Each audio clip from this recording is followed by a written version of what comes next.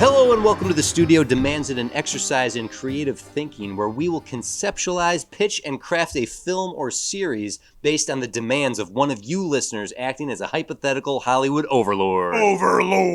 As professional screenwriters ourselves and massive cinephiles, we talk movies all the time. All the time. And we'd like to believe that we can meet any demand thrown at us. We will be your screenwriters for this episode. I am TC DeWitt, and joining me as always is Jim Spiderwebs Berzelik. Ooh, spiderwebs. Is that a clue? You're walking into spiderwebs? Are you? Leave a message and I'll call you back. Yeah. You were mentioning caller ID earlier, and I cracked the code. I know what your middle name is. It's Spiderwebs. That song's about you. That's my Spider-Man name. Spiderwebs? My Spider Family name. I'm Spiderwebs. We got Ghost Spider, Venom, Scarlet Spider, Spider-Man, obviously, Miles Morales, Spider-Man, obviously, and Spiderwebs. I'm Spiderwebs. Now, Spiderwebs sounds like the dollar store. Like, Jimmy, I bought you a toy. It's Spider's Man. Here you go. Yeah. And just says Spiderwebs on it. Spider's Man. That's another character. Spider's Man. Spider-Ham. Spider-Man Noir. Yeah, Spiderwebs sounds like the Japanese dollar store knockoff. It's not. It's not? Nope. It's you. It's me. Tell me more about Spiderwebs. Spiderwebs got bit by a... No, you didn't get bit. You walked into it's one of those things you're walking down the street. You're walking down the street. Oh, that's even better. Oh, God. That actually happened to me earlier. Yeah, there you go. I walked into a bunch of spiders. So, notoriously... I am an ice cream fiend. Mm-hmm. I think the only thing I fiend for more is soda. So I was walking with an ice cream, and I was distracted by the ice cream, and I did not see the spider web that I walked into. Literally earlier this evening. It is a true story. And I was like, spider webs. So in my origin as spider webs, the spider got into my ice cream, and I didn't see it, and I bit the spider. Oh, that's great! You bit the spider. That's a turn of an origin story right there. And so it got into my system through my digestive tract. Yeah. Did you do the dance though when you walked into the spider web? You're like, I did. I was like,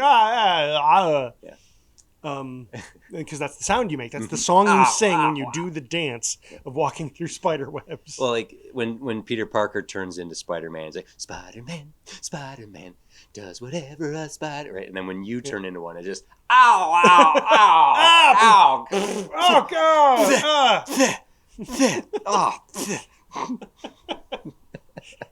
Does Spider-Man turn into Spider-Man? I think he costumes up. Costumes up.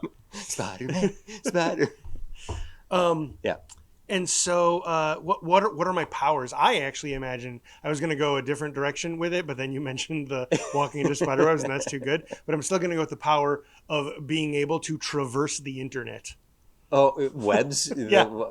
Okay, go on. That's it. I'm like full mouth. Yeah, which is weird because we're making a joke. I was with you. Spider character. I was with you every step of the way. Isn't there a Spider-Man who can traverse through electricity? Surely there must be some sort of electric Spider-Man power. So you can't give me flack for...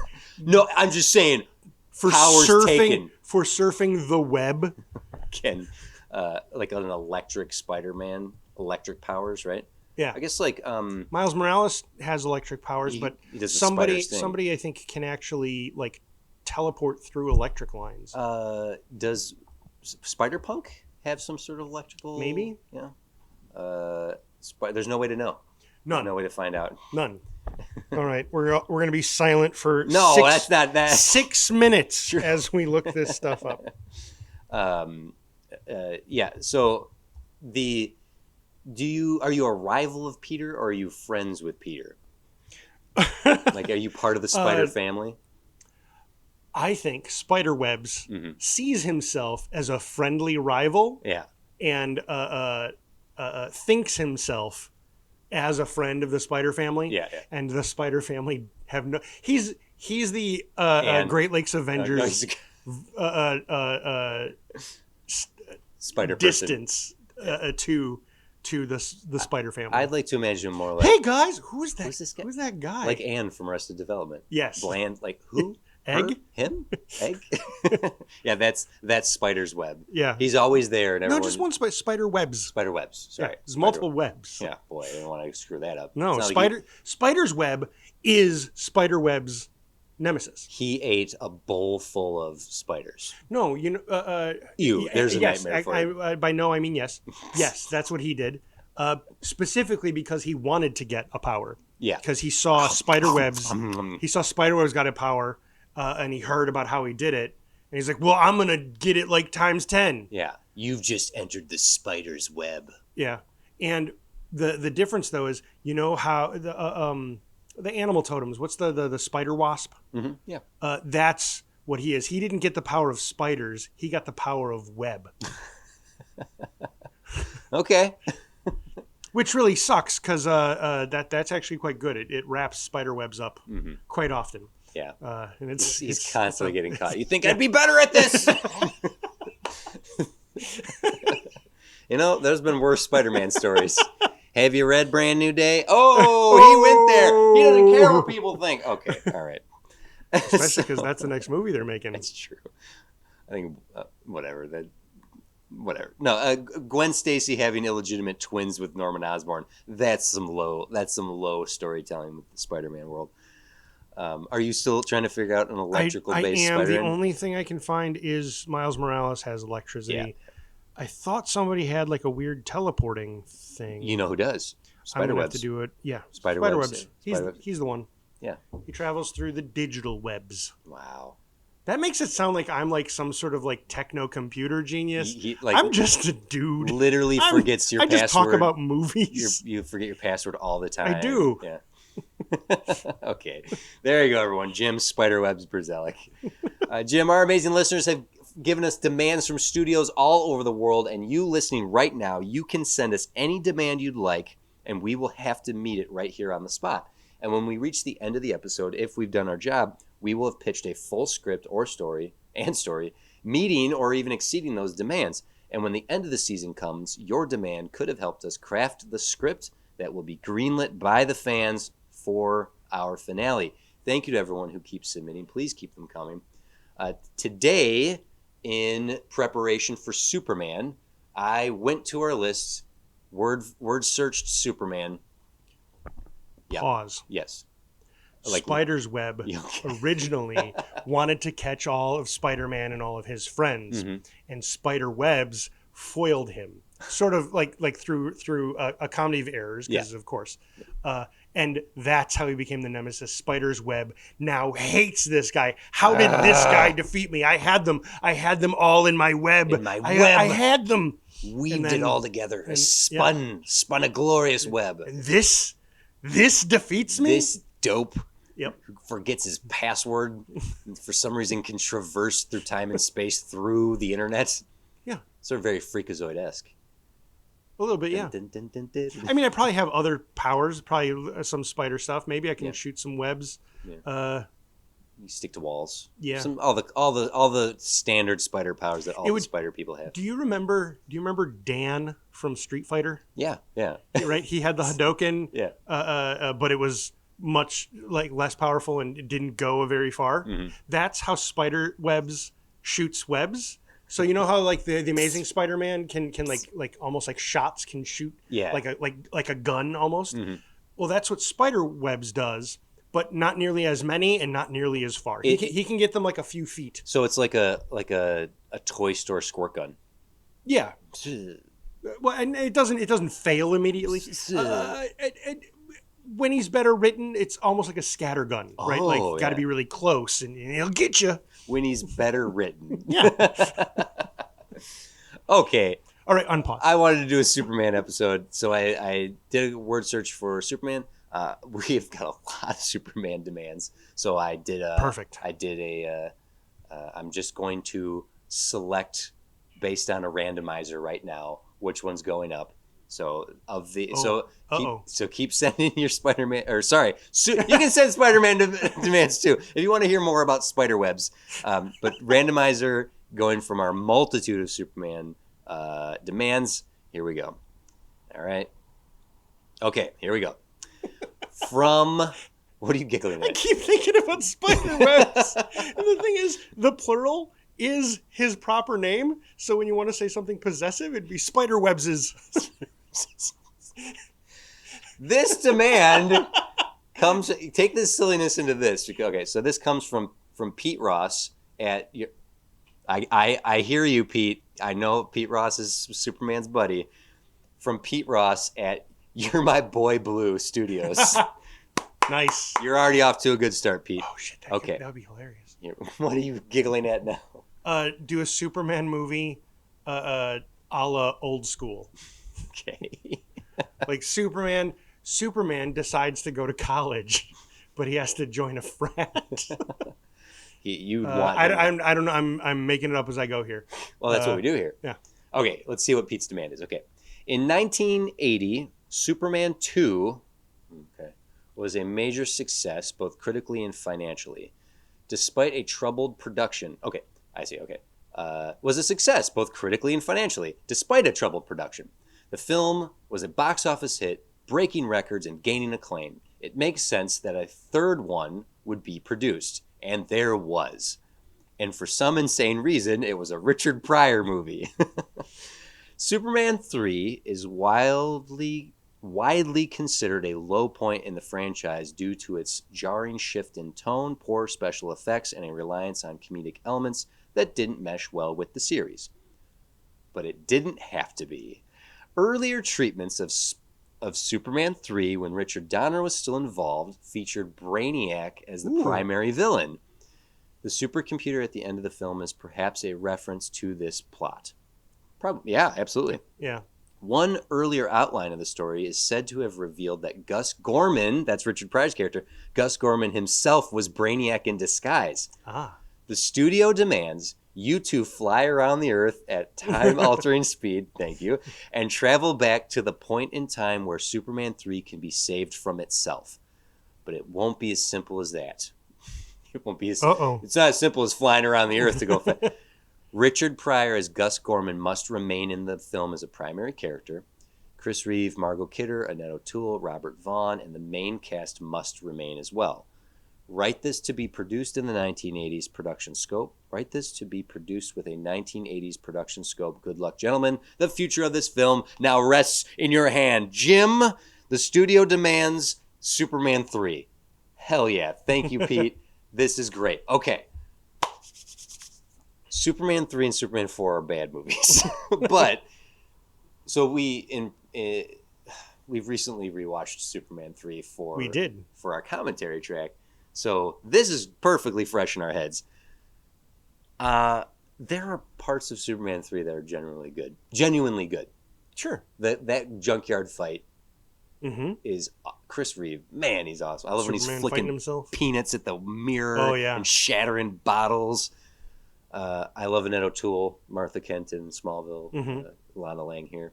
But what a freaking weird choice for Richard Pryor to be the main character of this movie. And you explained to me how he got to be there. Yeah. He was such a fan of Superman 2 that he would, when it was on the Tonight Show, just excitedly, his whole interview was how excited he was to see a third Superman movie. And Alexander Selkin, who was basically the arbiter of Superman movies, was like, yeah, this Richard Pryor guy really likes Superman. Let's put him in the next one. Like, that's it. Like, it was just that he was a super fan of Superman and wanted to be him. It wanted to be in the movie. Sure. So Salkin made it happen.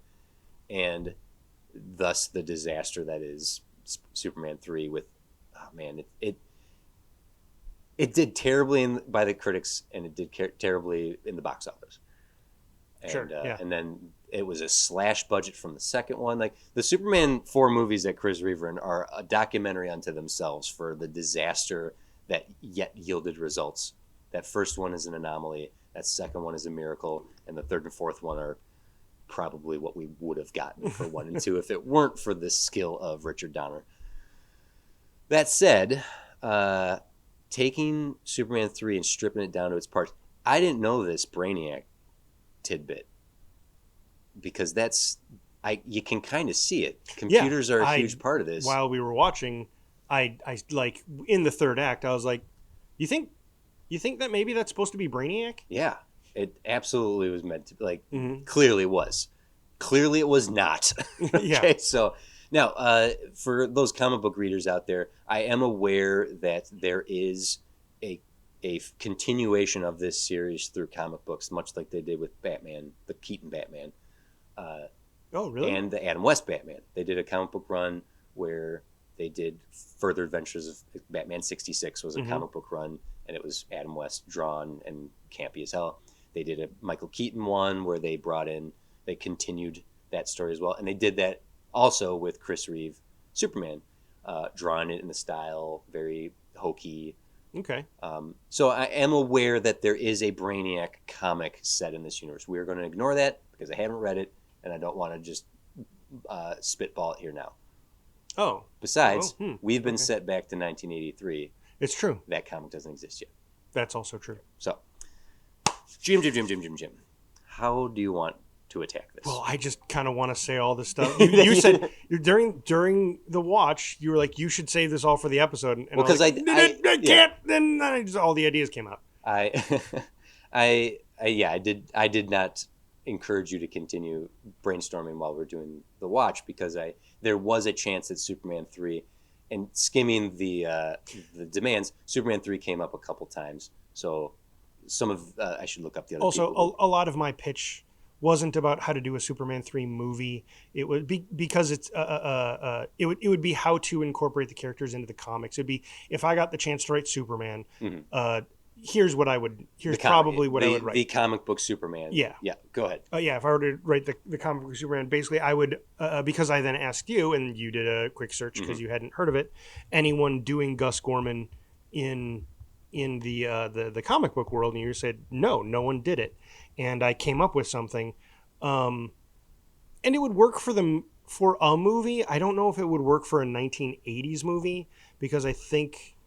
So my idea was Gus Gorman is a technopath. He is not Brainiac himself. He is a guy who communicates, in his case, unknowingly, unwittingly, with technology. It's why he's down on his luck. He can't get a job. He can't do any of this stuff. And then he suddenly gets a data entry job, and he excels.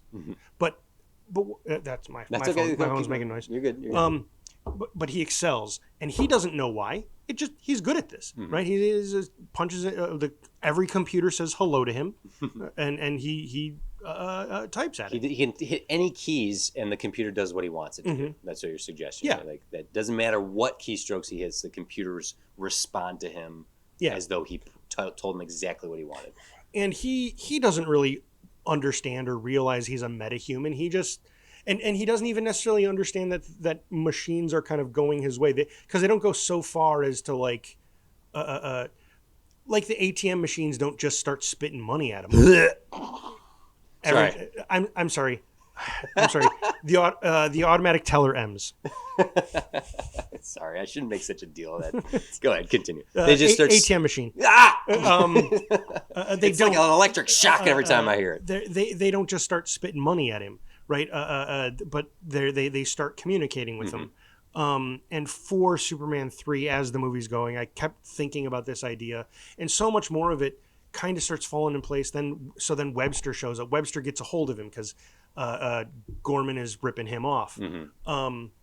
And off of a stupid little additional thing, I came up with a thing for Webster. But basically, Webster sees who this Gorman guy is, and he figures out before Gorman does that he has a way with machines, like a preternatural way with machines. Yeah. And so he starts using him as a tool to do these stuff. And Gorman's, he's getting paid well. He's being taken care of. He's getting to hang out, hobnob with rich people. So, this is great. This is what I always wanted. Thank you, Mr. Webster. I'll gladly do any of this, Mr. Webster. And then what I did for Webster himself is not the mastermind. It's actually his sister and his girlfriend. I've just forgotten their names. Kitty and Lorelei? Yes. Lorelei. And both of them basically vie to manipulate Webster because he's the one who holds the purse. And what I decided I would do, were I to write these characters Vera, in a comic. sorry. Oh, Vera Yeah. and Lorelai and Vera. Lorelai and Vera. He collects superpowers. He is crazy rich, and so he buys them where he can. He'll buy serums, he'll buy devices, he'll buy all kinds of things that he can to be a super. Okay. Yes. Okay. And it was really a throwaway joke in the movie. He slaps his hands on the arms of his chair, And they break. it falls apart. Yeah. It's a chair gag for no reason. Like a lot of the humor in this movie. And I decided, basically he bought a low level of super strength at some point. So he has some of his own powers, but he's not the smartest guy. And Vera and Lorelai manipulate him constantly. Lorelai uses her wiles. She knows what she's about. She plays a ditz, but she is actually incredibly smart. Right. And they do show that in the movie where she's like reading Kant. And, yeah. And Vera has no charisma, but she has the love of her brother. And so she's constantly manipulating him to get what she wants. And the two are sometimes comedically at odds in manipulating Webster. They're almost never on the same page because both of them have different ideas of what world domination would be. Right. And so the four of these people go about trying to dominate the world. And it's kind of working. And the major beats, the movie kind of happens the way it happens. Right. It's just a matter of... and then in my comic, I can go and do other things with these villains. Well, I don't see any reason why we can't just take all of that and use this. Because in 1983, 1982, 3. In the early 80s, I think explaining a technopath. Well, no, I guess it wouldn't be that hard. You wouldn't have to even say the words. You would actually do something like ATMs spit money at Gus Gorman, just like a little bit. It keeps him going. Like, oh, I sure am down on luck. Sure wish I could pay rent. Oh, that's lucky. Yeah. Okay, so maybe that's not a terrible. The problem is, that's a weird thing that we then have to explain and pay off. And if we want it to be Brainiac, basically the idea is, as a technopath, the machines, Gus doesn't necessarily realize, he doesn't have a conversation, but basically the machines are talking to him. So the plans he puts together, again, he's not a techno whiz by the way people would define it. He's a dope. He's a dope who has come up with the schematics for the superest of computers that will ever be. And Webster has the resources to build it. Yeah. And so through this, as Webster uses Gorman more, he basically gets better at his ability, starts having these ideas for a supercomputer that could control all sorts of things, Mr. Webster. It could control the weather, all the way up to the weather. Yeah. The stock markets. It can control traffic lights. It can control the military. He starts all these things. All that. It could control the weather. Yeah. And Webster's like, oh, okay, that sounds good, Gus. Let's build it. Let's build that. And the only thing it can't control is Superman. Like that's sure. That's the this computer can do anything. Why can't it control Superman? I have something to offer to that. But sure, the fact that rewind here, and then we got to work Superman into this. But I think we're doing similarly what we did with James Bond is create our villain story because then we can work Superman into it. Superman is basically static in this, and we can discuss that in a bit because there's the whole Smallville and Clark Kent and Lana and blah blah blah blah blah. Having Webster be this dude who is so wealthy, he wants to control the world. He has the money to collect super things, even going so far as to want to have super abilities. I think that can work. That he's someone who is he got some of Superman's blood. Like that's his big thing when we meet him. I see. Basically, what I'm missing is I'm building characters that are going to work into a world of superpowered people. Yeah. The comics, where many of these exist. In our world of the movie here, it's just Superman. Yeah. But having this guy is obsessed with the powers that he can have and control. Like that's his thing. He likes to use his money and power to control the world. Sure. He wants the coffee beans. He wants the oil. He wants the oil. Yeah. So even going so far as the one of the first things we see is that he collects. See, Superman doesn't bleed, so I don't know how he would get that. Now, granted, Superman 4, they get a piece of his hair and clone him and make the Solar Man. That didn't happen yet. But having him trying to have literal power, having Gus be this fluke of a human, a meta of sorts that that computers are talking to him, connect those two dots so that Webster's, like in the movie, I'm going to use you and your super computer powers. You talk to computers. Amazing. What can I do with that? I could have so much money. And then that's when the sister and Vera and Lorelai are like, or you can control the socio-political economics of the entire planet. You can rule the world with Gus's abilities. More. That it's essentially what happens in the movie, but just making here's the thing. Get to that supercomputer faster, and the explanation of why Gus is like this doesn't have to be that he's a metahuman, which is not something that exists in this world of 2 movies we have so far. All we know is Superman and Kryptonians.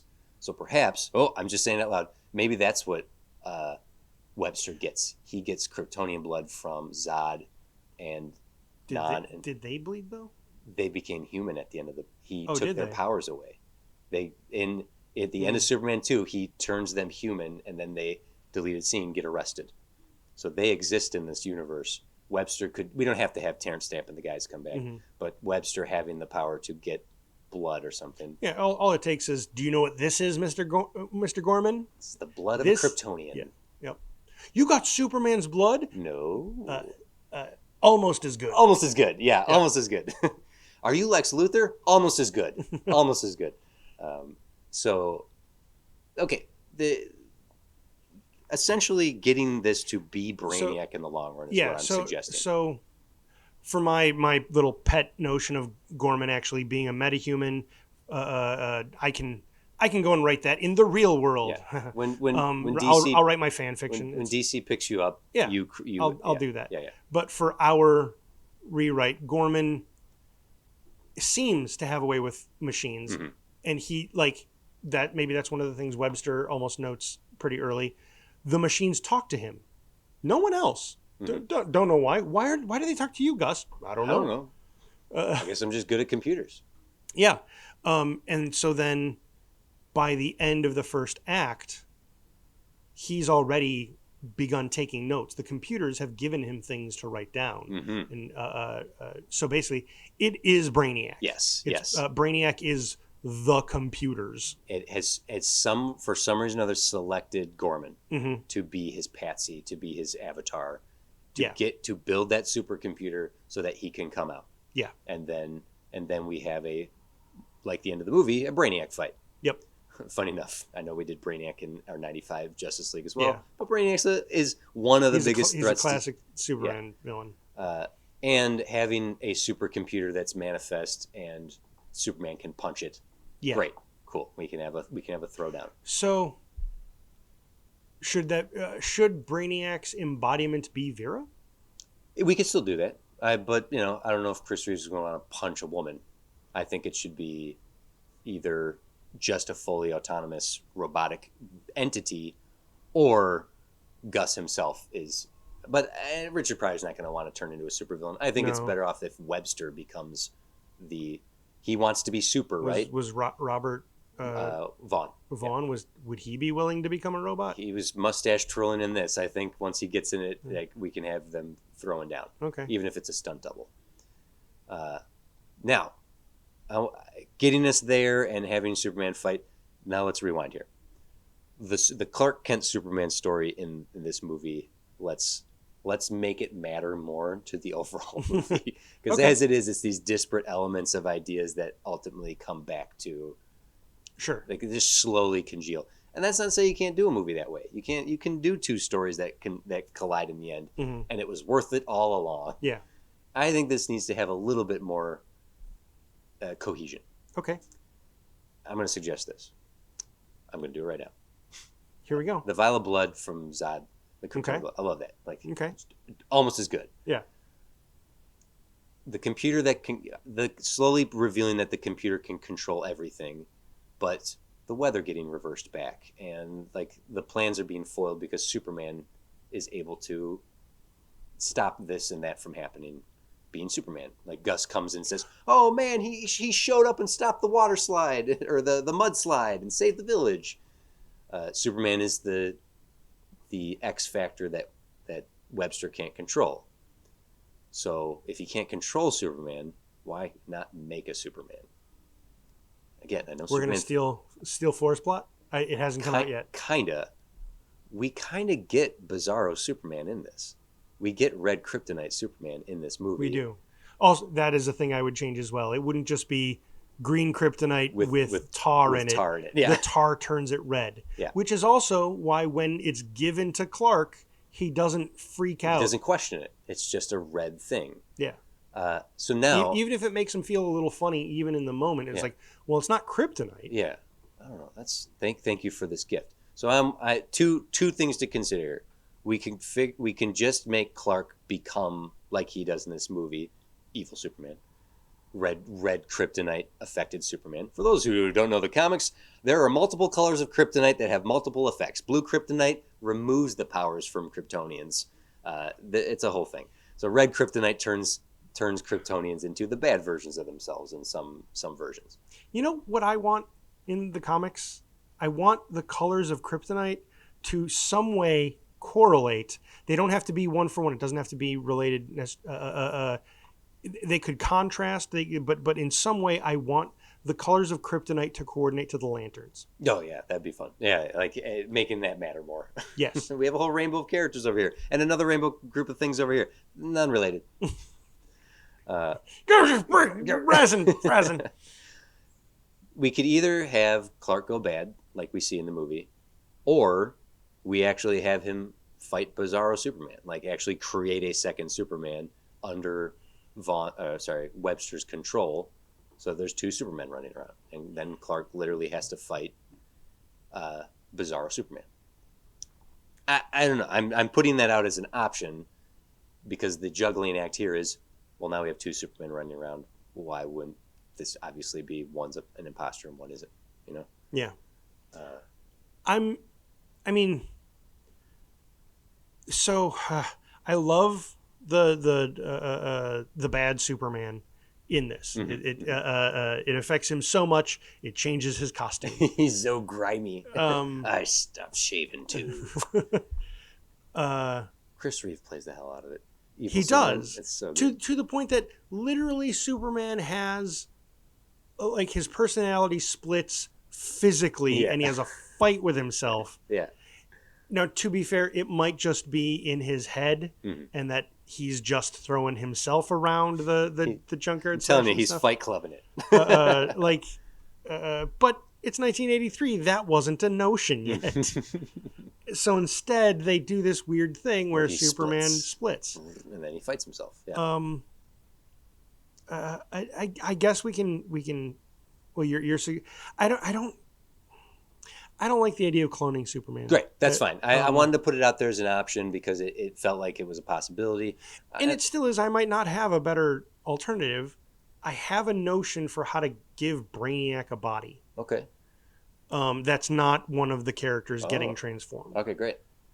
It also is, well, where did Brainiac come from? I like the notion because Brainiac is an AI computer from Krypton, right? Mm-hmm. In many of the canon, and many of the versions of the canon, Brainiac was the supercomputer of Krypton. We don't have to go here. We could just say, because in 1983, and the movie actually does a good job of saying computer over and over and over again. Yeah. To let us know that is the theme through this, and these computers, they sure are the future, and they don't go quite far enough to say that they're going to get out of our own control. If we want to go that far to say, oh, they're coming to life on their own, that's one thing. The other would be to try to incorporate Brainiac's origin of coming from Krypton as well. And my idea for that is unfortunately, I don't know all the other things. Where did all of his crystal computers come from? Up in the Fortress of Solitude. In the vessel that brought Kal-El to Earth, there was a crystal inside of it that, once thrown into the Great White North, grew into the fortress along with the crystals that are within the fortress. Yeah. Is it possible that there was another crystal or a crystal from the fortress or something like that went errant, went missing? Here we go. Yes, kind of.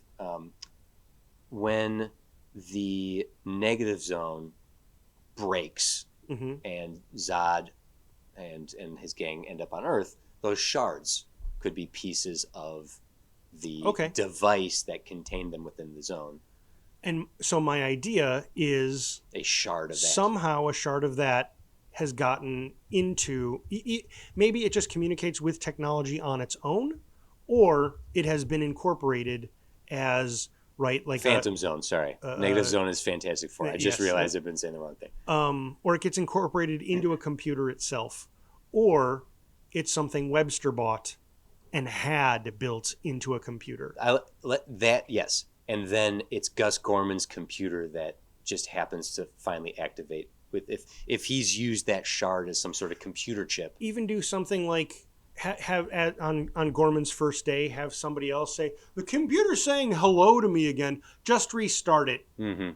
That'll go away. And when it happens to Gus, like we then see it happen to Gus, and he doesn't restart it, he says hello back. Yeah. And then that's how Brainiac or the computer start talking to Gus. Yeah. And that and having that come from, if the first time we meet Webster, he's bragging in some capacity about his collection and talking about, I have a shard from this, and we see like pieces of Superman 1 and 2 props that we can bring back. Like, you know what that is right there?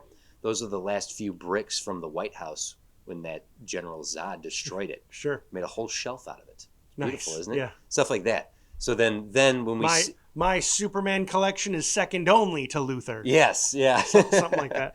And you see that right there? That's Luthor's projector device that he broke out of prison with. Just a collection. Sure, making him a wonk for proving how good his...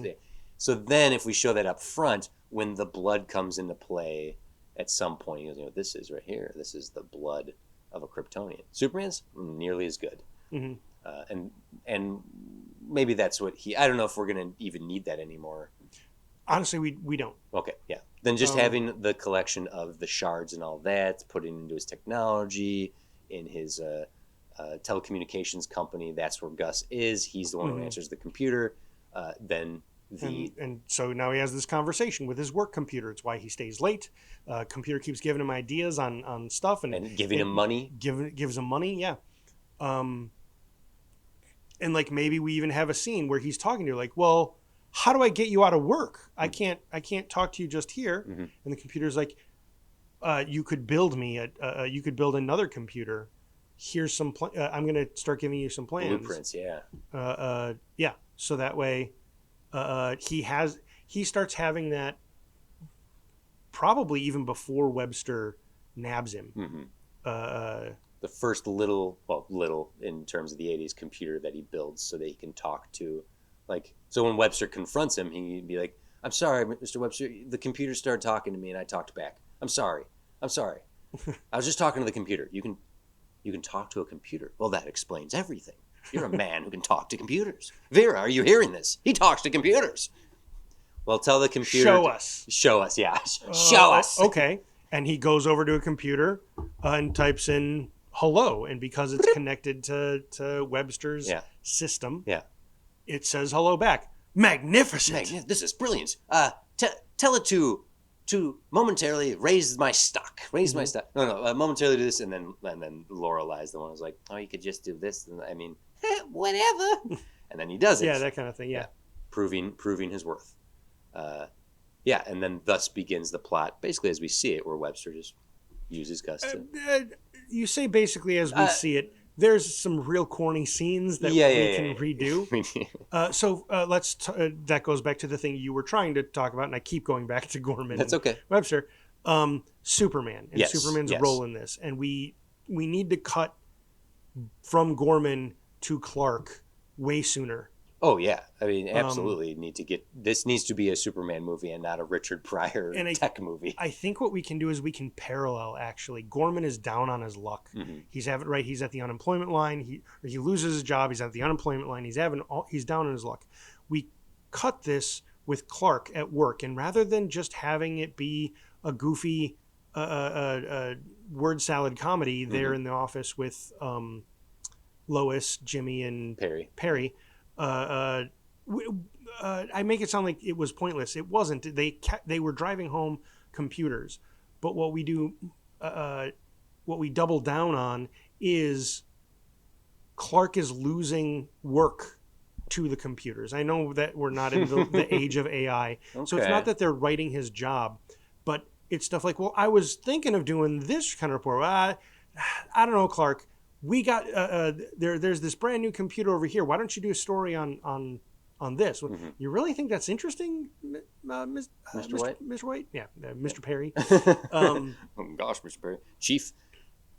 I'm gonna spin off that because I think I like where you're going with this, but let me offer up this that Lois is the one pushing to do more stories about the advancements of technology, and therefore we can get Margot Kidder out of the movie. Margot Kidder was very upset with the Salkins for firing Richard Donner, so she made such a stink that the Salkins said, "Get her out of this movie as fast as." But she's in 5 minutes of the movie. Okay. Now we don't have to do that. In our rewriting of this, we got to travel back in time. We might have been able to pave over that.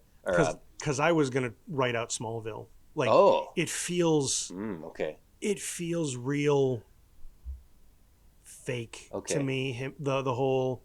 Go like literally. I did the math. They're having an 18th year or annual year reunion or 18th year reunion. That's not a. Let's say we can heal the divide with Margot Kidder and the producers, and we can keep Lois Lane involved in this. Is that what you like? Potentially, we can have her go off. She doesn't have to be here. We can follow Clark and Lois's. Off doing a story out of town. I do think basically reverse the roles. Yeah, I mean, having Lana Lang be a presence in the movie where she shows up to just connect with Clark, like, hey, I'm in town. Yeah, I'm getting divorced. I need a job, and he can get her that job at the newspaper right away.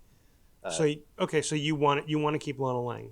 Well, the reason I would suggest keeping her is was that a part of the demand? Were we supposed to? Yeah, an editorial is supposed to be maintained part of the cast. So I'm trying to maintain that, in so much as fair enough. It could still allow her friendship with Clark and to be the Clark. Her little freaking Billy over here, Ricky, sorry, Ricky being like, remember who you are, Superman. Remember who you are. I mean, that could be any kid in the city. They all of them would love and care about Superman. I'm saying we give that to Lana. That Lana's the voice that breaks through Superman. Oh, I see. Because she could.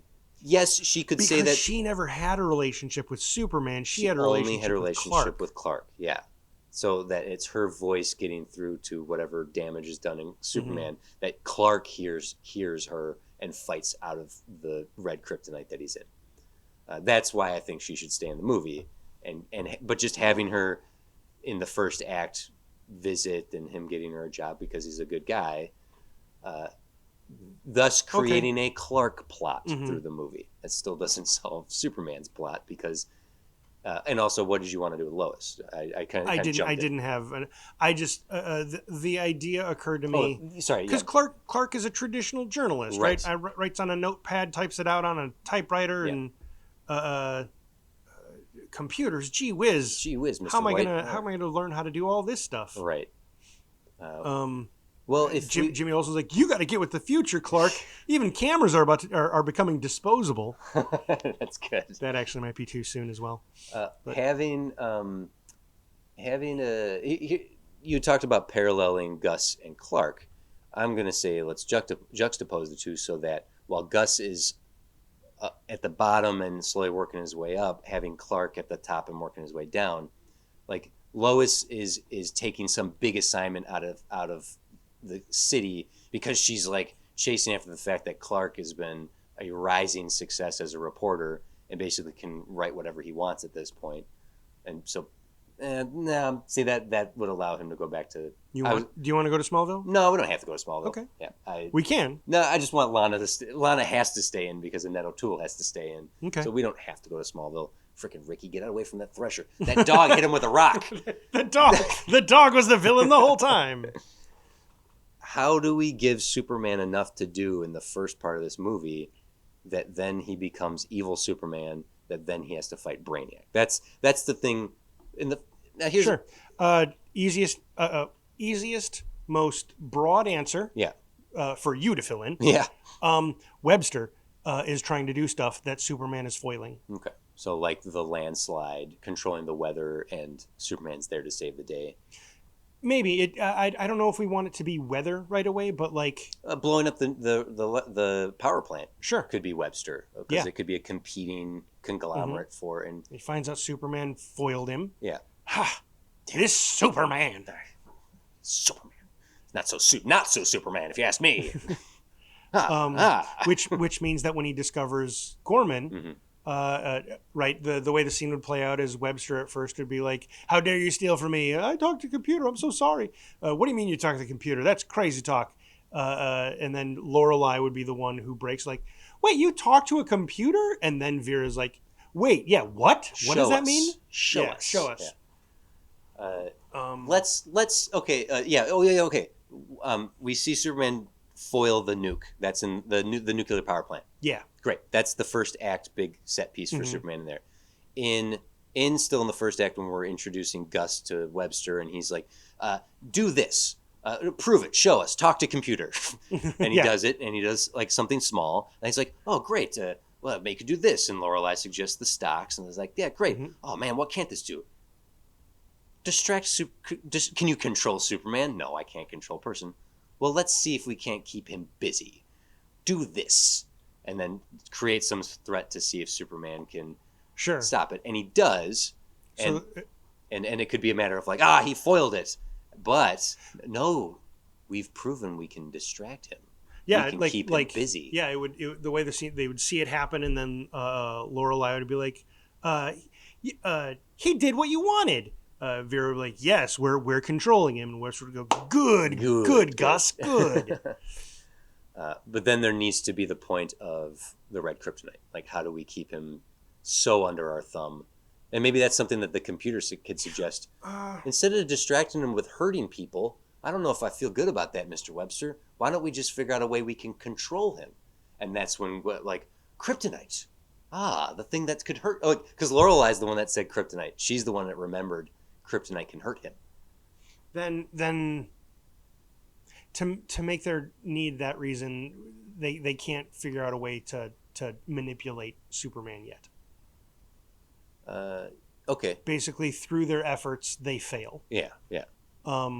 They fail a second time. Superman sees through it / works around whatever their manipulation was. And they're like, drat. Drat, yes. I guess computers can't do everything. Yeah. And then they start like if only there was a way to neutralize him. Yes. Kryptonite. What? Yeah, something like that. I remember reading an article where they said kryptonite's the only thing that hurt him. And this could play out nearly identically. Yeah. Except the fact that Webster just knew it. It could be like, well, where do we get kryptonite? And then, the computer tells Gus without prompt. Like Gus didn't ask the computer. The computer just goes, there's this kryptonite over here collection. I don't know, something like that. Well, but then they would have kryptonite, and they needed to make their own. Right. There is no more kryptonite. Yeah, so that's what it was. Well, so the computer tells him everything that's there, and rather than saying unknown, or it says an alien word. Right. Actually, it'd be hilarious if it says mixelplixelite. Oh yeah, or something like that. But that's more of a joke for nerds like us. Yeah. I don't need. And then what's this last thing? It's in Kryptonese. And then Gus asks the computer, what is the last one? And it just rewrites it as unknown. And then so they're sitting around and Gus is like, Lotar. Yeah. It's kind of more or less how it goes. Contrive a freaking Ricky and the birthday party. Makes more sense if it's in Metropolis, right? I told the kids in school that Superman's gonna come to my birthday party. It's way easier. He's from Kansas. Why do you sound like that? Oh, my dad's not from around here. Oh, Mom, what jeez. Oh, Ricky, I think that Thresher got you. No, the dog just keeps hitting me with a rock. Dang dog. Ding dang dog. Yeah, and then red kryptonite to Superman. We get Superman being an asshole. We get Superman fighting Clark. Remember who you are. Please, Superman, remember who you are. Yeah, I guess we get that fight. Yeah. As is. No changes. Yep. He still has a night on top of the Statue of Liberty with Lorelai. Oh no. He meets her on the top of the statue. Wait, is it Statue of Liberty? He meets her. Yeah. She's just hanging out there. Yeah. Like there wasn't an emergency call like, Superman, we need you to rescue someone from. She was just up there. She's Bugs Bunny in it. She's in the office and she just goes, Yoo-hoo. "Hey, lady." Could you go get that oil tanker for me? Ricky sounds a lot like Lorelai. Oh. Uh-oh. Is Lorelai Ricky's It was dad? me the whole time. And then So do we do that whole plot the same? more we can handle it with a little more nuance than it. I don't know, you lady. That wasn't me. That's in the finale. The fifth act? Yeah. The sixth act? Having him be bad Superman and then having that be the time that Webster is able to do all the stuff he wants to do. It's not just about building a computer. With Superman down for the count and distracted, Webster should be running amok. He should be through computers, through the cloak and dagger, from the shadows, beginning to take over the world. Yeah, and we would need to see that.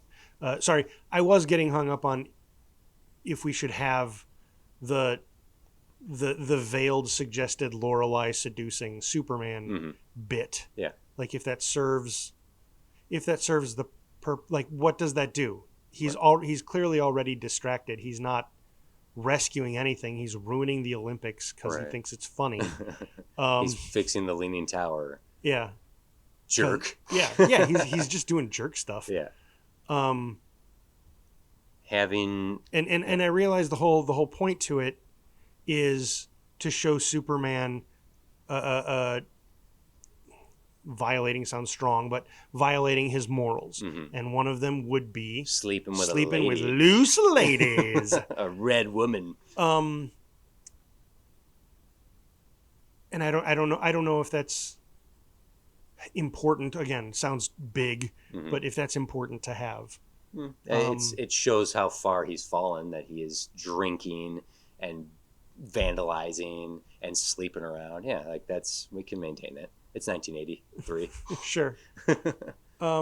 Okay. It felt real weird to me in the end for him to be like, I'm good again, and I don't know you, lady. You slept with me, you jerk. Just because you regret it doesn't mean you didn't do it. More like super jerk, am I right? And so after he is thick, like after he overcomes and fights in the graveyard and he becomes Superman again, there's a big jump straight into the supercomputer fight, at least in the movie as it is, right? So I think we need to just bridge that a little bit better, and I'd like to discuss that next, but I want to take a break. Okay. All right, so Superman 3 we basically we hashed out an act 1 and an act 2. Mostly. Yeah. And so we're moving into actually fighting Brainiac. Yeah. Okay. So let's take a quick break here. We're gonna get a few messages from 6.5 Media, and we'll be right super back. Oh, what? I solved my problem. We can explain it. Don't lose your thought. I won't. Okay. We'll be right back.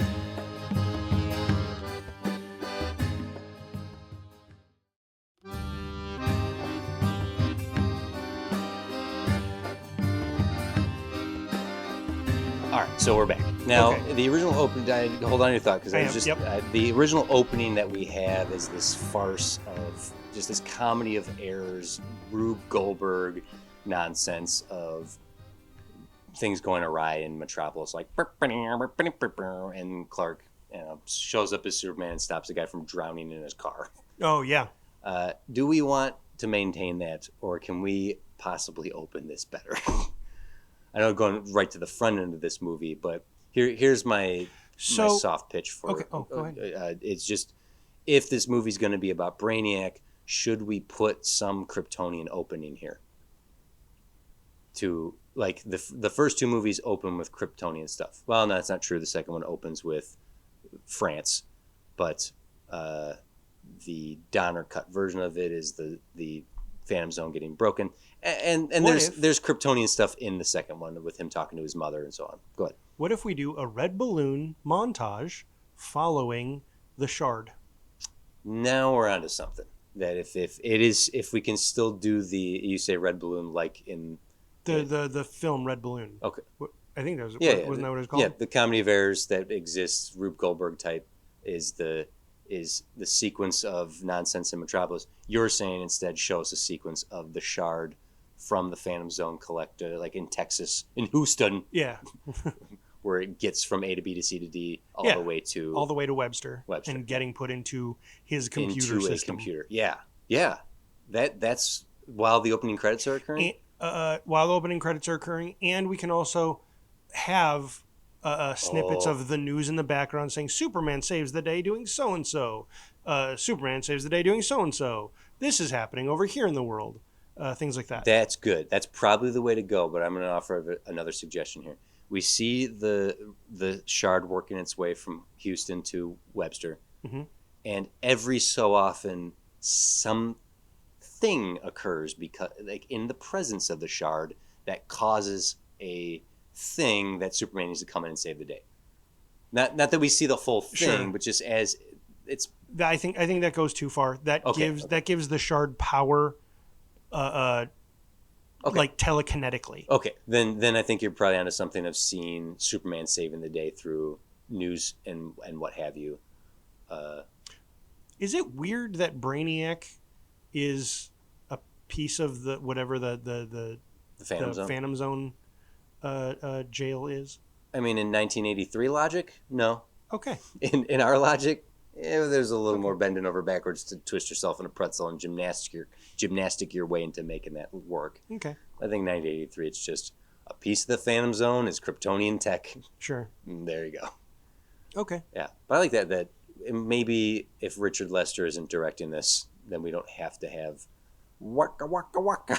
Yeah. So. Oh, what? I feel like no shade to Mr. Lester, but the movie is what it is because he directed it that way. Even if we were to give him our script, he was still going to direct it that way. Right. Let's so assume this would have to be someone else. Maybe we get Richard Donner back. I think there's actually a young filmmaker who's doing a lot of good stuff here. Steve something. Spiegelman. Yeah. Real close to the Superman writers. Yeah, Schuster and Siegel. Yeah. So the Siegelberg. Spielberg. No, I don't think that's it. I don't think we could get Steven Spielberg movie. A Steven Spielberg 1983 Superman 3. Oh my God! Now we're talking. I mean, he's already done Jaws. Yeah, he's one of the most powerful young directors in Hollywood. If you can lock in Spielberg to do a Superman, we can just throw this entire script away and start from scratch. Is it the same year that he does E.T.? Or the year after, 84? E.T. is 82, so it's the year. Oh, it's 82. Yeah.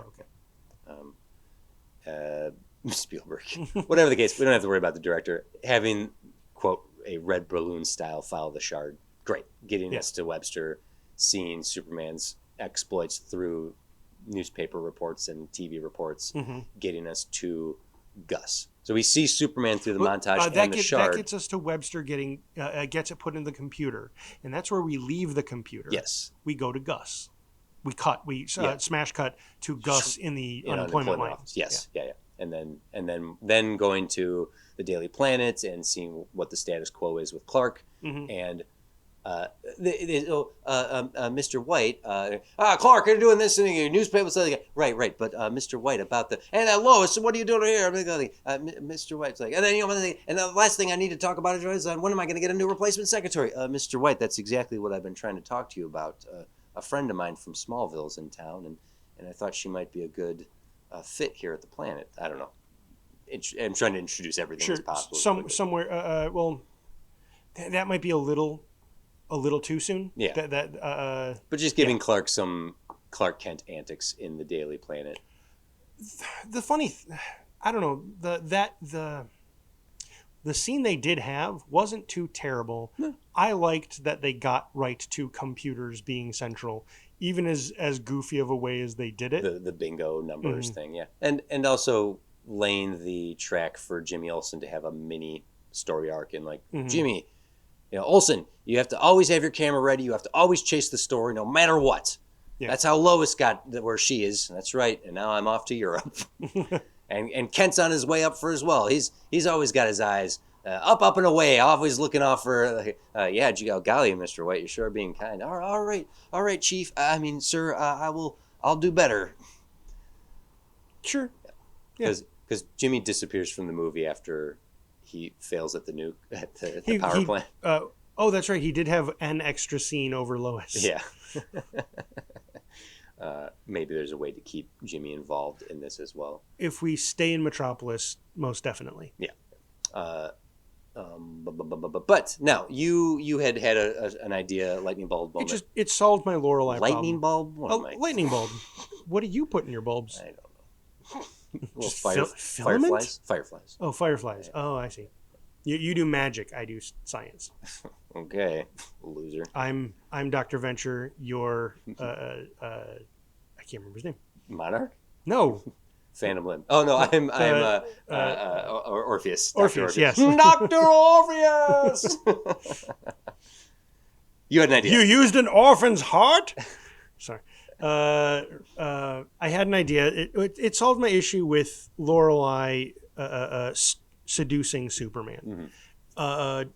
What it is why? Why does she do that? Like that it's not that asshole Superman wouldn't stay with a loose woman. No, he would. That wasn't my issue. My issue is why is Lorelei doing this? Mm-hmm. And the reason is what we can set up as she's actually trying. She's an opportunist, mm-hmm. and she has Webster, or she's wrapped around. What's the freaking phrase? She's got him under her thumb. No, not wrapped around her finger. Wrapped around her finger. Yes, yeah. I don't know why. It's a hand metaphor. Yes, it is a hand metaphor. Fingers, phalanges, they're involved. She's got him wrapped around her finger, but she's always looking for more. Mm-hmm. So now that Superman's not acting normally, like maybe she could seduce Superman. Mm. So that's why she goes and does that, and she thinks she thinks she can now manipulate something like that. That's all. I just satisfied myself with a motivation there, and it's Lorelei going a little bit rogue. She's opportunistically looking for more power as well, and who's more powerful than Superman? If I can get Superman under my thumb as well as Webster, I now control the two most powerful men on the planet. Yes. She probably wouldn't say that. And we don't need too much of that. Honestly, that doesn't even necessarily have to come out until the end, where she then tries appealing to Superman to let her go. Mm-hmm. And he's all like, no, I wasn't the same person, and I don't care for your ways. Mm-hmm. And then Webster will be like, what? What ways? And then what did you do? She can drop the act and totally have turn on him and be like, you don't understand the manipulation that I've been controlling over the course of many, and she just rattles off this very eloquent, and then, who are you? And then ends it with a, I'm so sorry, honey. Yeah. I mean, I'm so sorry. Yeah. Okay. That's a nice little arc. That was all. It just it lets us keep that in there, but gives a reason for it. Sure.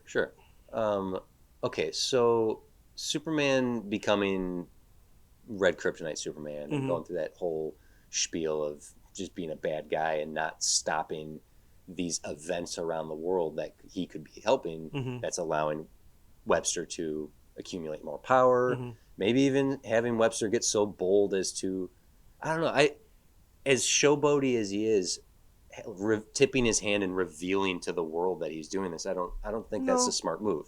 Like, he could even say, like, I should contact the United Nations right now and demand that they bow to me. And Vera's the one going, don't do that. As soon as they know you're a threat, then everyone's coming after you. At this case, they don't know why the world's falling apart. You're just the smiling face of this company who just happens to be coming out on top. Like, you know what I mean? Like, like, pull his ego back so he doesn't say, I rule the world. You're going to ruin us, you idiot. Yes, Bubba.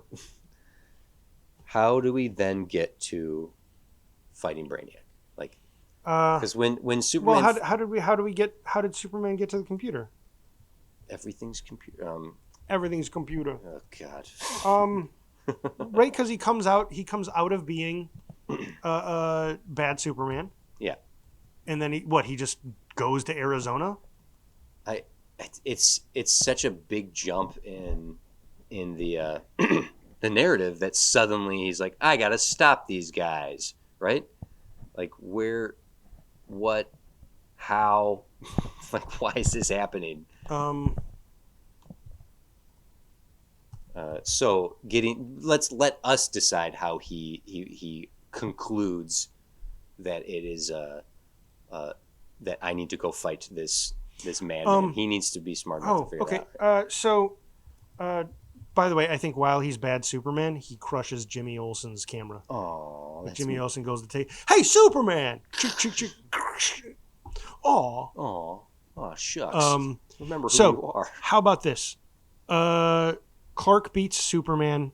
He becomes normal Superman again. Mm-hmm. Superman turns back into Clark Kent. Because he's kind of out of it, right? I think he shouldn't forget. It's not amnesia. Mm-hmm. He remembers what happened, but he's not, like, it's kind of fuzzy. He was drunk. Mm-hmm. And so he goes back to the Daily Planet, mm-hmm. and Perry White is like, Clark, my God, thank God you're here. Where have you been? I can't get a hold of any of my reporters. The world's going mad. Superman's gone insane. And all of these problems are happening all at once. It's like, oh, gee, Mr. White, tell me what's going on. What needs to what's going wrong? What needs fixing? And White points out things. That's bad writing. Well, he points out things, and Superman says, "Aha! I figured it out." It is essentially what I'm getting to. So. So Superman gets to be smart here. It's not just invulnerable punching. He connects the dots. Yes, that's it. He sleuths it out. So when he comes back in the movie as it is, he wakes up in the graveyard after defeating himself. He pulls his fresh suit out, and then he goes and fixes the oil tanker, and then he goes to Arizona to fight Webster. In this case, he overcomes red kryptonite. Mm-hmm. He returns to the planet. We get to see Clark Kent, because there's very little Clark Kent in the latter half of this movie, having Perry panicking, like, oh, this and this and this and this. So he's basically getting a list of the things he has done, and using his reporting skills, he works backwards. He goes this, this. It's not, well, I guess it could be. It's not that Superman has been doing all the things. While Superman was distracted, all of the world events that have been happening. Like, what's the thing that links them all? Mm-hmm. Clark Kent figures that out. Right. And works out that Webster Inc. has this mysterious project going on in Arizona. I realize that's a whole lot of information and exposition to logic leap through in, like, even 5 minutes, maybe less, 2 minutes or so. What just essentially what needs to happen here is he needs to go, it was this. And if it's working his way through all of everything that's occurring and everything he did and tracing it back to why he turned out the way he did, which was this weird ceremony where he was gifted the red kryptonite, that's when he goes, oh, where did the red kryptonite? That's it. The key to all this is why I was given that.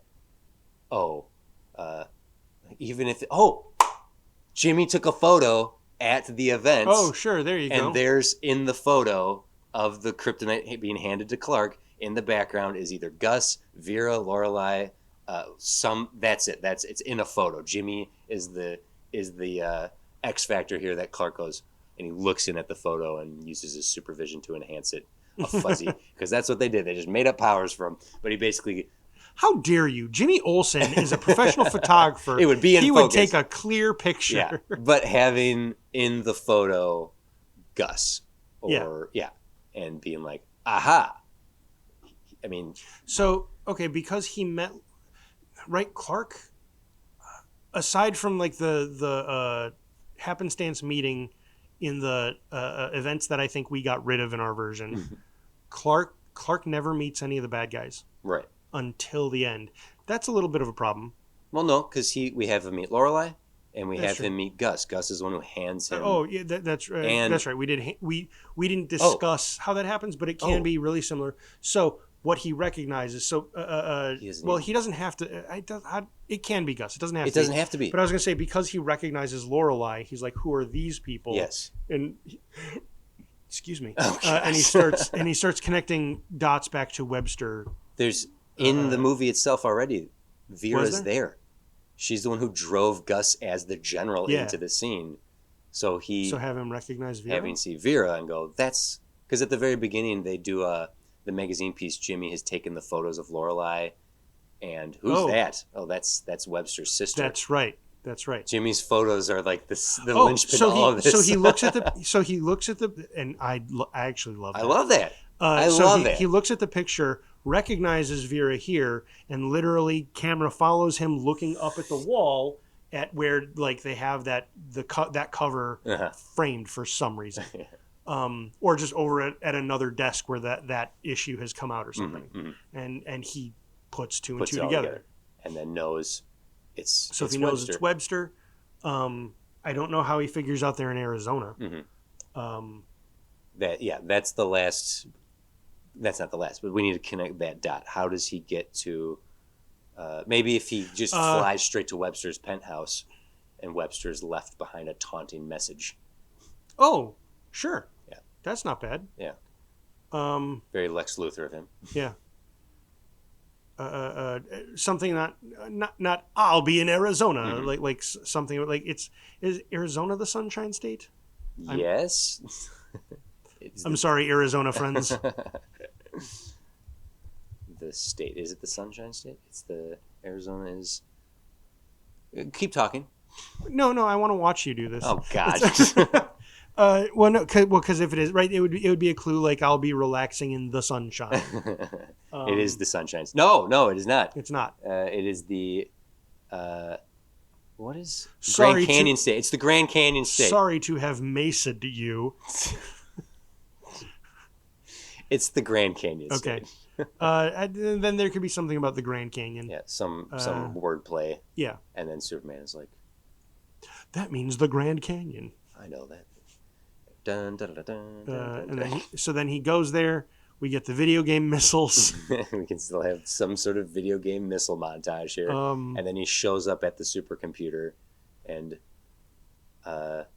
Gus loses control of it, which does happen. The movie, the computer becomes smart enough to take over, and basically what the whole thing does, rather than transforming any of these four, you had said you had an idea. It reveals another thread that I kind of want to leave early on. Maybe Gus, even when he first talks to the computer, he asks, "What's your name?" Mm-hmm. And it avoids telling him. When he's like, "Don't worry, Mr. Webster, I'll show you," and he like, "Hello," and the computer talks back like, "Fascinating," mm-hmm. and like, "What else can you do?" I don't know. What Lorelai? What's its name? Mm-hmm. Gus like, "I don't know. It never told me." Or what's its name? And Vera says, "Who cares what its name is?" Yeah, cut it off. Things like that. But basically, kind of keep alluding to this, so that way, at the end, Superman says, "Like, what's your name?" So. The four aren't transformed. Mm-hmm. At this point, the four are almost taken prisoner. Mm-hmm. Yes. Maybe, literally taken prisoner. As at first they think the they're computer. At first they think they're beating them. They have Superman. We have dead to rights Superman. Wait, what's happening? What's happening? Oh no, Superman, save me! Save me, Superman! And maybe instead of transforming Vera, although that was a wonderfully creepy scene for children everywhere, Yes, scared me very much. have like a panel, a door open, and a robot man steps out. You may call me Brainiac. Yeah. Something like that. Yeah. And actually, so they keep asking it its name, and they keep dropping the reference. Oh, you're a real Brainiac. Maybe that's what they keep calling Gorman. And it's not me, it's the computer. Yeah. Something like that. Sure. So that way at the end, when it says, I am Brainiac, now we've given it a name. It now has an entity, and he can do like he does technokinesis stuff where like he puts his hand out and like wires go and wrap around Superman and stuff. But now we can possibly have like a punch 'em up fight. Yeah, and we're 3 years out of Empire Strikes Back, so there's no reason not to use force powers and have them beat the crap out of each other in so much as we're allowed to do with these effects at this time in this time. But yeah, having Superman fight. So we have him fighting a robot, so we don't need to worry about blood. Right. So he can punch him up, and he can tear technology apart. Like Brainiac swings one of those big transistors at him, and Superman blocks it and then tears it apart. And then we just do a thing where Brainiac points at it, and it like fuses back together to show that Superman is going to have to punch it twice. Yeah, kind of thing. And having Superman seemingly lose and run away like he did. Like where Brainiac has him has him against the ropes, and Superman just backs off and flies away. Like, no, he's leaving, and then the computer turns on Webster and starts, just explaining the master plan of I will take over this planet, as I've done to many planets before, including Krypton, and that's when Superman comes back with the acid and beats him with acid. Yeah, just a regular glass of water. he with whole milk. Splash. But that Superman still beats him with good old fashioned, like that's because that's the acid from the nuke plant in the beginning. Yeah, the power plant in the beginning comes back into play here. So actually, then through the fight, I think what Superman learns through the punch 'em up is that whatever is controlling Brainiac isn't in the person, so that way Superman goes past the person of Brainiac over to where the motherboard is, or the brain of the computer, and that he pours it there. Oh, it could even be like Gus could the whole time. Gus isn't captured. The other three are. Okay. And Gus is trying. I'm trying, Superman. I'm trying. And maybe we leave the power plant set up in the first one. This thing is controlled by the same stuff. So like he doesn't have to leave to get the acid. But Superman going, I realize now, something like better dialogue than this, but I can't defeat you. I have to destroy your brain. And he looks at Gus, and Gus is like, wait, Superman, what are you doing, Superman? And then he goes past Gus and throws the acid on the motherboard, just for a moment to think, like, I need to. Is he still bad, Superman? No, he's gonna hurt Gus. And Gus like, oh man, Superman, I saw it in your eye, I thought but I knew you weren't, because we're pals, right? Yeah, I knew you weren't gonna really do that. And then destroys the board with just a good old acid. good old over-the-counter acid. And then Brainiac is like, no, yeah. And then Webster is free, and he's like, oh, great job, Superman. My goodness. Oh, wow. A Kryptonian robot. This is going to be such a great addition to my collection. Oh, my God. What are you doing? What are you doing here? Well, so the three of them are already wrapped up. Yeah. Because Brainiac took them prisoner. So Webster and the ladies think he's coming over to free him, and he doesn't. He just walks behind, picks up the unit holding all three of them. Wait, where are you taking us? And then I have more money than God. Flies them to jail. I have more money than God, Superman. Yeah, he flies them to jail. I know I do this every movie, but Warden, I believe they say it's a trope at this point. If they say confession's good for the soul, I'd listen to these three. Superman, due process, brother. You cannot keep bringing people to us like this. No, they can get their due process.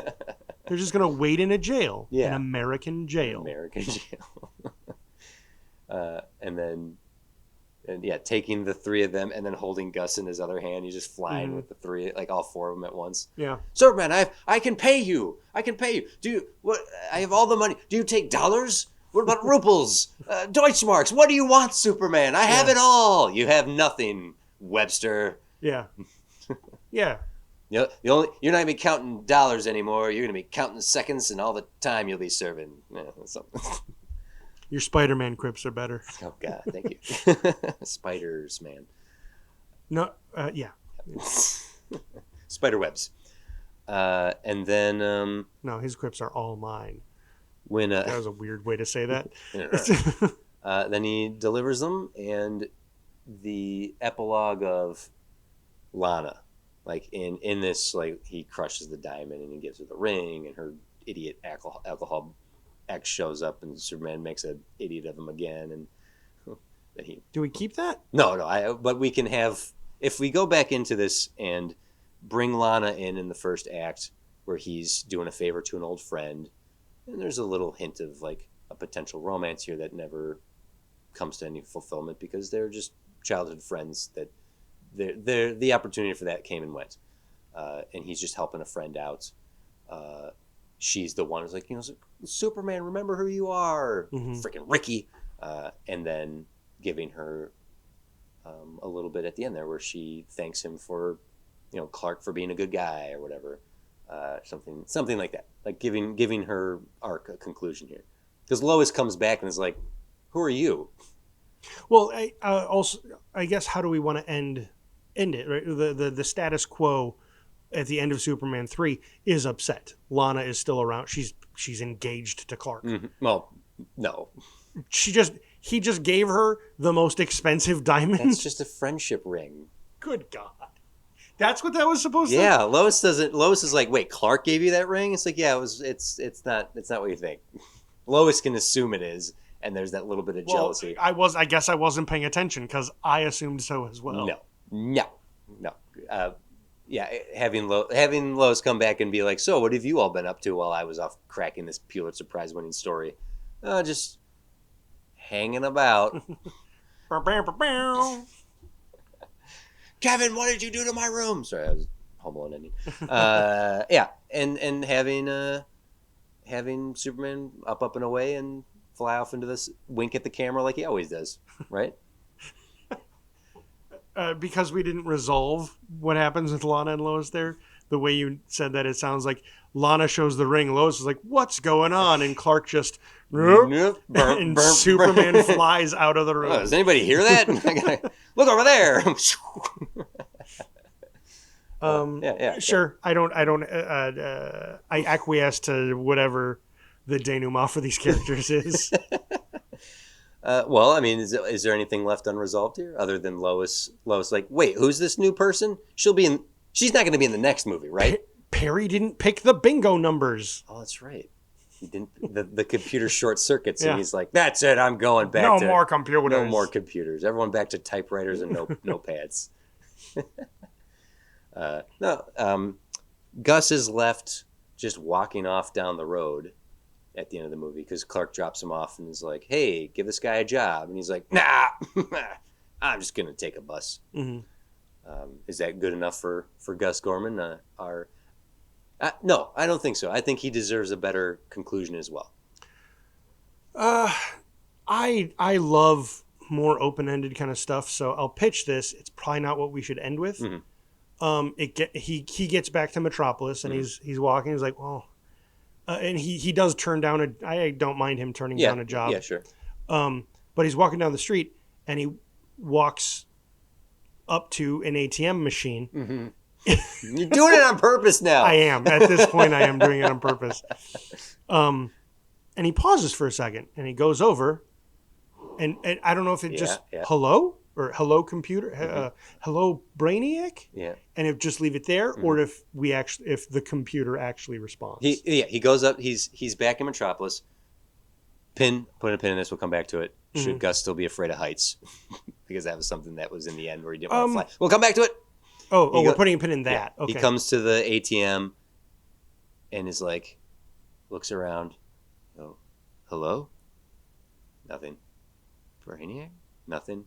Like, And then he turns and then goes, Oh, nice. and he kind of looks back and just goes, and just smiles.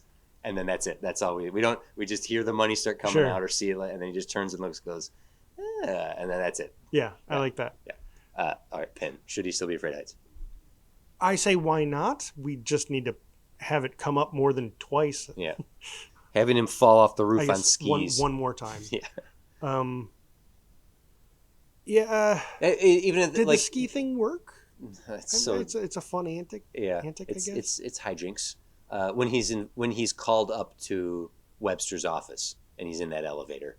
Oh God, I don't want to go to the top floor. Oh my God, and so showing he's afraid to go up there. Also, he's afraid of heights. When Webster says, "You and I are going to do great things together, Gus. We're going to think of the heights we'll achieve." Well, actually, Mr. Webster, not a big fan of heights. Sure. Just Like plant that a little more. yeah.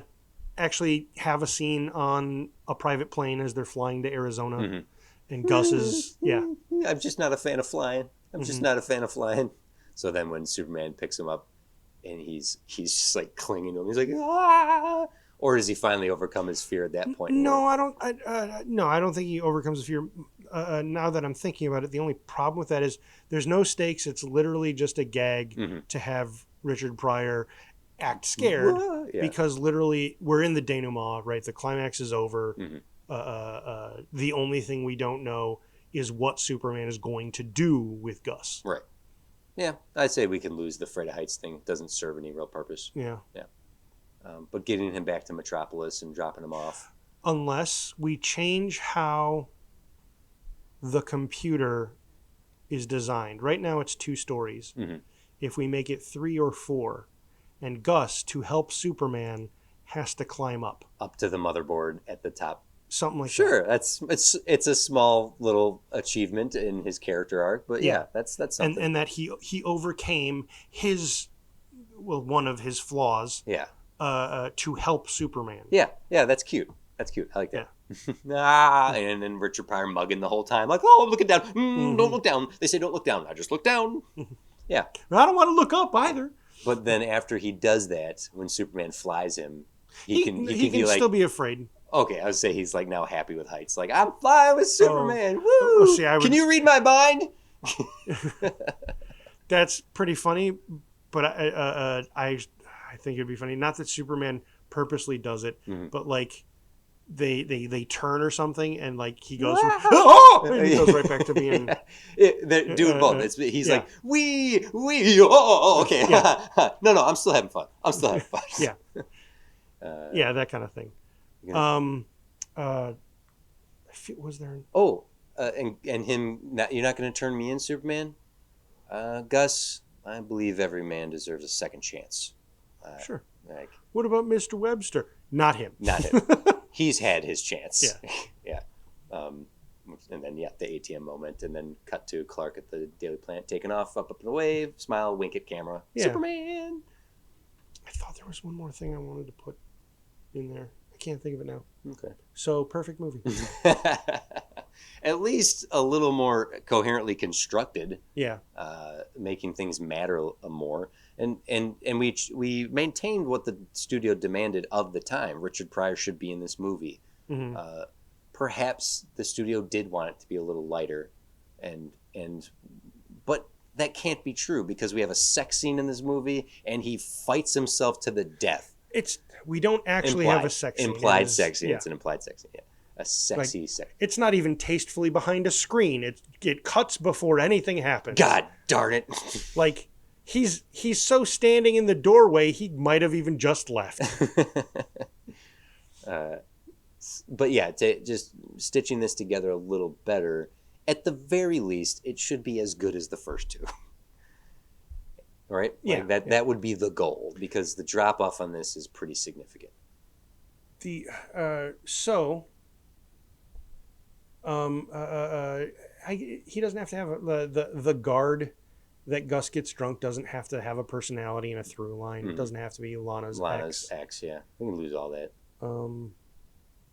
Because like that was so dumb that he had to go to Smallville for that specific computer. It was so contrived. Yeah. If all of this takes place in Metropolis, in and around until the finale. Mm-hmm. Superman globetrots in this because he screws off around the world. Yeah. And then the finale's in the Grand Canyon. That's great. But yeah, I don't think we gain anything by maintaining Smallville. If the thing from Smallville that matters is Lana, then just bring Lana to Metropolis. And she comes to Metropolis. Right. So yeah. So just she comes to halfway through the movie to Metropolis anyway. So let's just cut out Smallville, and we now saved some of our budget for other things. Mm-hmm. Right. We like it. We didn't even get like a retread. We didn't see Martha Kent again. Didn't see his mom. Yeah. We didn't see any of that. It was just picnics in a wheat field that are currently being harvested, and with a tornado on the way. Like, yeah, should we be that didn't pay off? Yeah, it's right? just a distant storm. Like, was that supposed to be thematic? Like, Clark's having a good time now, but there's trouble like on the horizon. That troubled itself with visual themes. No. Yeah. Yeah.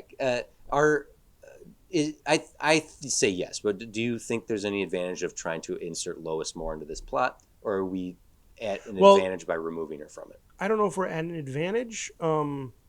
And I stopped thinking about it the moment you said backstage or behind the camera politics made her want to leave, but we're supposed to incorporate her, right? Sure. And we did keep her in the movie as much as she is. Okay. But did you have an idea of what we would utilize?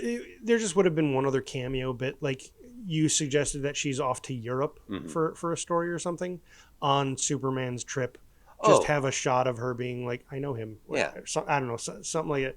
And or like during the Troubles when Superman's not answering anything, she comments about how, like, my notion was a bunch of terrible things are happening and someone she's with says like, oh my gosh, what, like all this stuff. And she goes, well, they always say follow the money. Sure. Yeah. That might be enough to, follow the money. Yeah.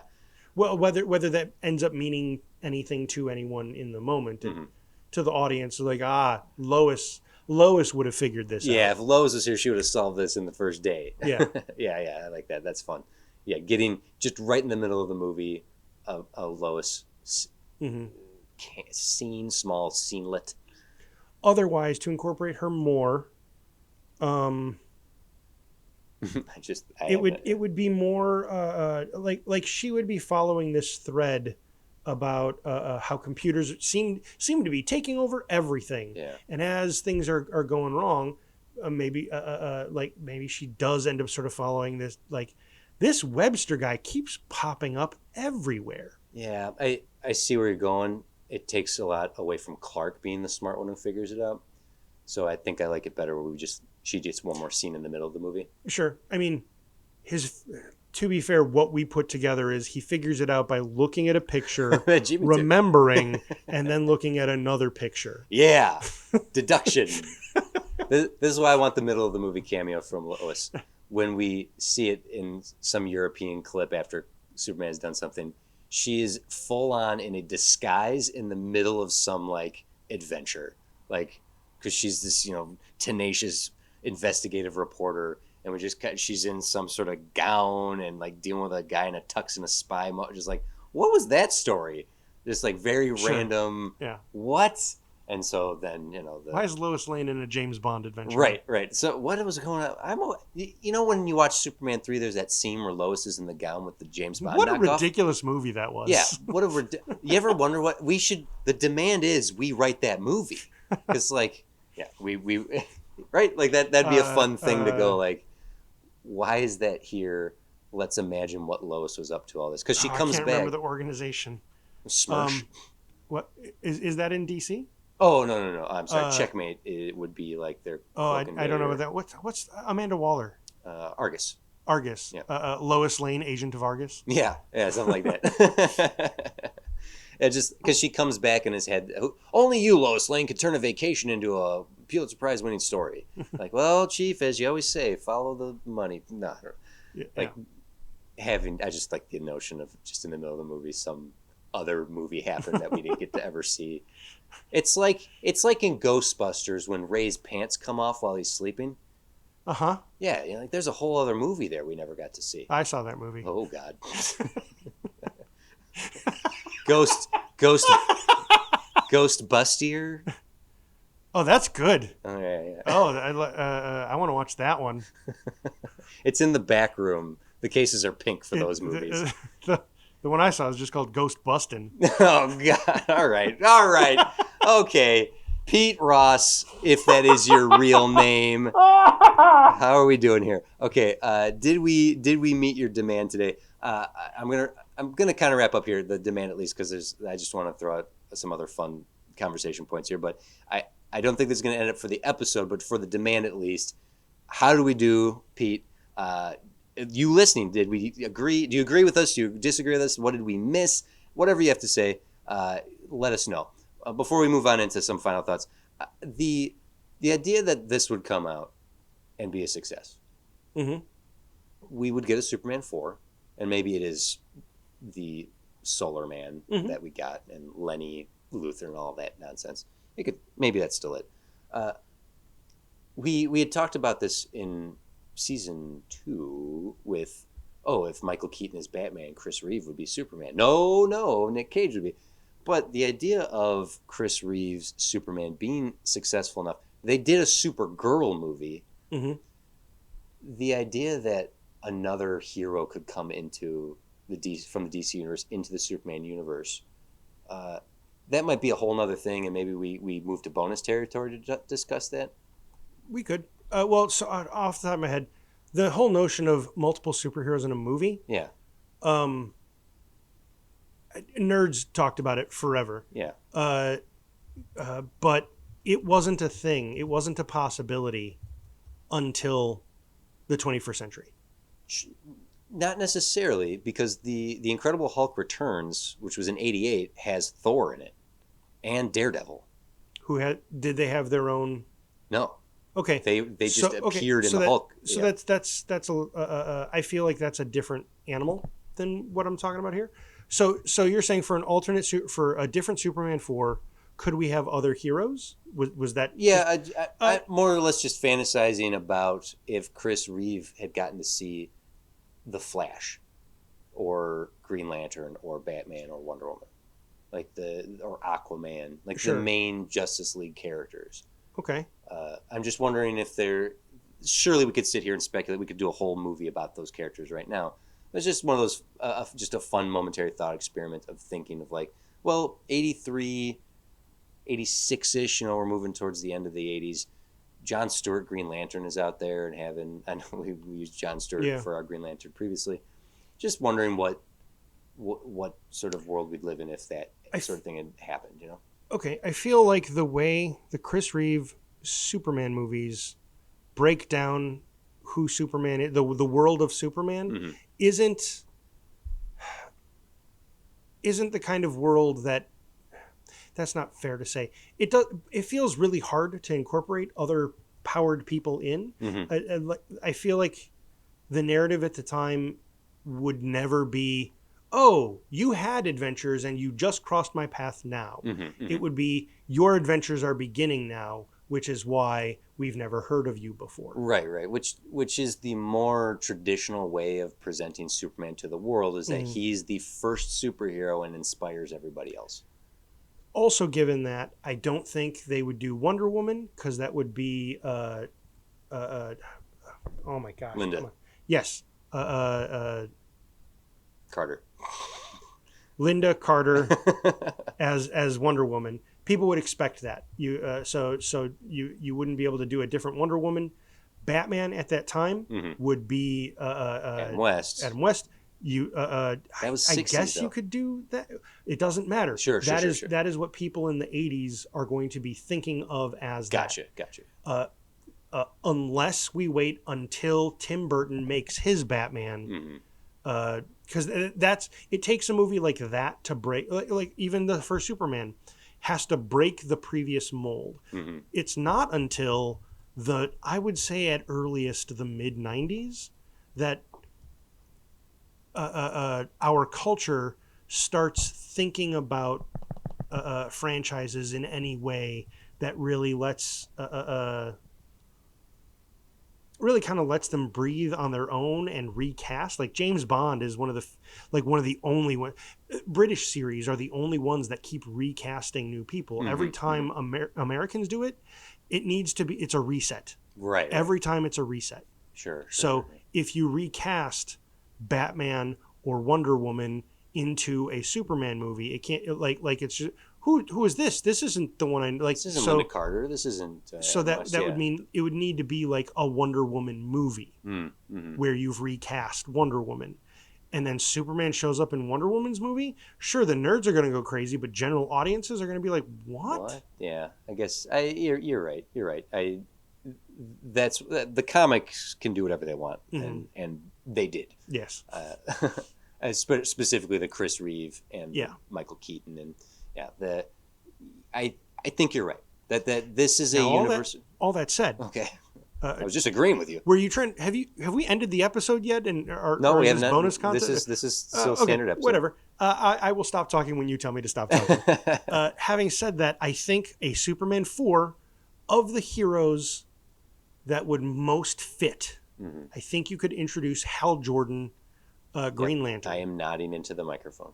You end up doing exactly what I said earlier. The Green Lantern is powered by kryptonite, and that's the conflict between our heroes that they need to overcome and figure out. Yeah, funny enough that given the alternate reality where that's a thing, that would forever alter with the success of that movie. It really would alter the Green Lantern in the comics, where that they would adopt that because that's just the way the success of comic book movies.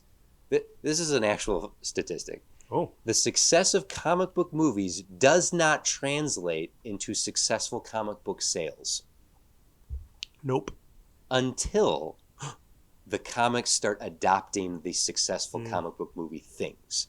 Iron Man comics didn't start selling off the shelves until they embraced Robert Downey Jr. isms into the comics. And it's a strange thing because you'd think, oh, I just saw this great movie, now I'm going to go read the comics. No, because you see the great movie, and then you go read the comics, and the comics are nothing like the movie. Different, yeah. So I'm not going to read this. Why would I read this? The whole reason I want to is because I want to follow more of that character. Yeah, so that is an anomaly or just a fact, a thing about comic book movies. They affect the comics more than the comics affect the movies. Yep. It's like, oh, let's scavenge this for parts. We're not doing it. Listen, Civil War is going to be one movie, okay? Nah, none of them are in it.